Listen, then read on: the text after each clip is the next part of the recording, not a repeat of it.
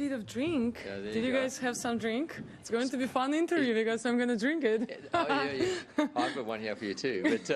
But no, I'd just like to take this opportunity to propose a toast to Aryna, and it's fantastic for you to win back-to-back Australian Open titles, and the way you've done it the last 2 weeks has been pretty remarkable. So you should feel really good about that. Thank you. On behalf of the entire press room and all those great fans of tennis in Australia and across the world, congratulations. You're on top of the world. Enjoy it. And thank you. And cheers to Aryna. Well done. Thank you. Cheers. Feels nice. Finally, bit of relief. Good? Yeah. Okay. All right, just please raise your hand if you have a question. We'll start with English and then switch to national language. I'll get us started. Aryna, a very dominant performance today, and congratulations, your second Australian Open. Just talk about your emotions right now and how you're feeling. Yeah, I'm speechless right now. I don't know how to describe my emotions, but definitely I'm super, super happy and proud of everything I was able to achieve so far. And yeah, just happy with the level I played today. And she's a great player and very tough opponent. And I'm super happy that I was able to get this win today. All right, we'll start with Simon and then James. Yep, Simon. Aryna, I wanted to ask you about some of the clips we've seen backstage of you doing a coordinated dance with your team and you warming up with balloons. And I just wondered, how important is it for you to be enjoying the time between matches here? Yeah, I think it's all about having fun and enjoy the process. And we're always doing a lot of crazy stuff with the team. And I don't know, it's helped me to stay focused on court, you know, like, because it's enough pressure on the court, and off the court we're just trying to keep it simple, keep it fun, and make sure that all of us enjoy the process. All right, James just here, and then Simon over there. James. Congratulations, Aryna. Your on-court and off-court persona seem quite different. You know, off-court, we know the person you are. On-court, you're quite a scary opponent. How much do you have to spend a little bit of time becoming on-court Aryna? I remember Rafa used to talk about becoming a different player when he walked onto court. Do you try to do the same sort of thing? Well, it's actually good that I'm two different people on and off the court, because if I would be the same person that I'm on the court, off the court, I think I wouldn't have my team around me, and I think I would be alone. But yeah, I mean, it takes me so much time to kind of like become who I am right now on court, to have this control myself and to understand myself better. And yeah, it's been a long journey, and way to go. I just said it like I'm going to retire after today, but no, too early. I think I still can do something else. But yeah, it takes me a little while to become who I am right now. Okay, we'll go Simon, Matt, John, and Eleanor. Simon? You're just pointing like that. I'm like, where is Simon? Don't worry, I'll make sure. Simon first. Remember, I had a little drink already. Yeah. Was it important to you to win a second slam to show that it wasn't just a one-off?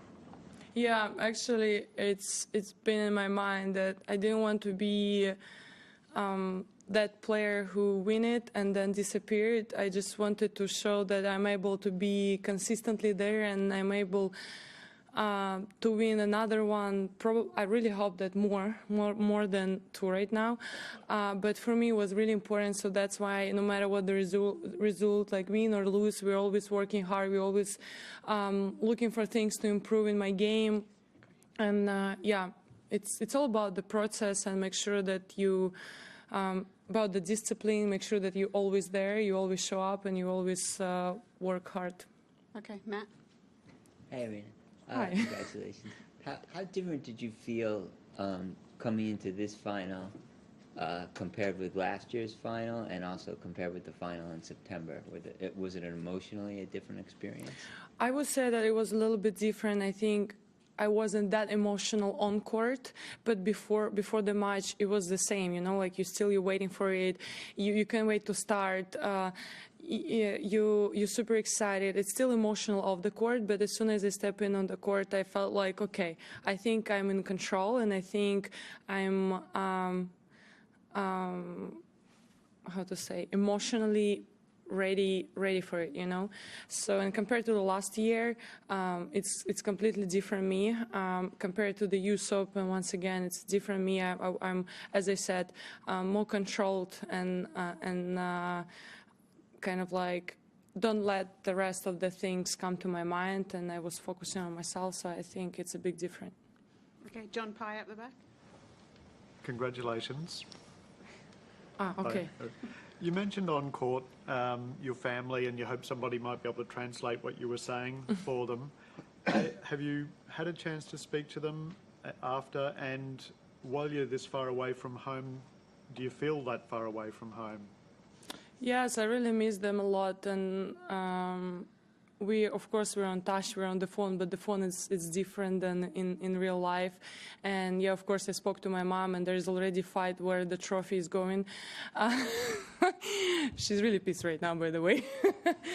But yeah, I felt so far from them, but I'm really happy that we were able to see each other on the preseason, which I spent in Dubai. So we're far, but not really. But I really miss them so much, and I'm actually never really speak about them on the winning speeches, or if I'm, it doesn't matter. So on the speeches, but I just wanted to make sure that they know how much they mean to me, and that they're my biggest motivation, and I'm doing everything for them. Okay, Eleanor.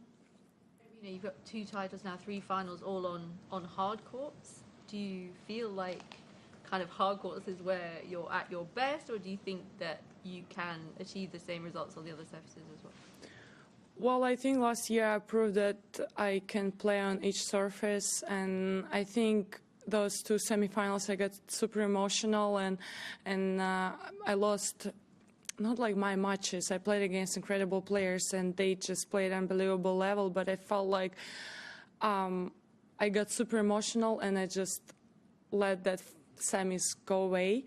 But I definitely think that if I'm gonna keep working like I'm working right now, and if we're gonna keep building what we are building right now, I'm definitely able to do the same on the clay and on the grass.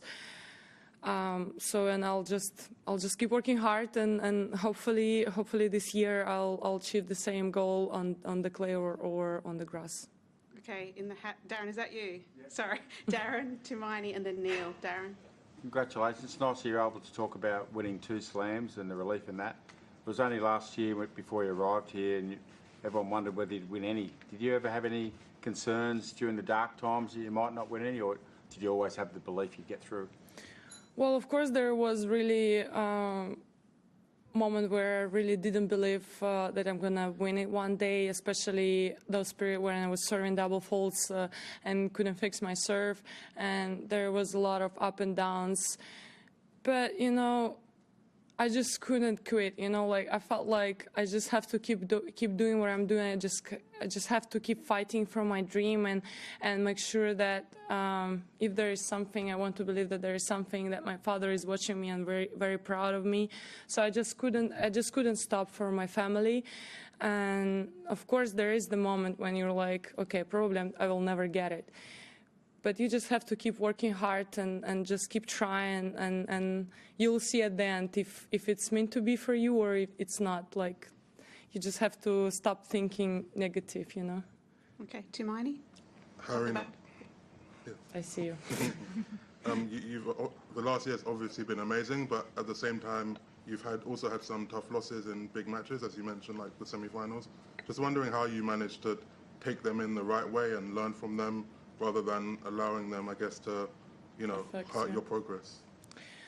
Well, I think it's all come with the experience. As I said, there is not going to be big wins without really tough losses. And I was just, of course, I was very down after those matches. I was crying, I was smashing the racket, as we see.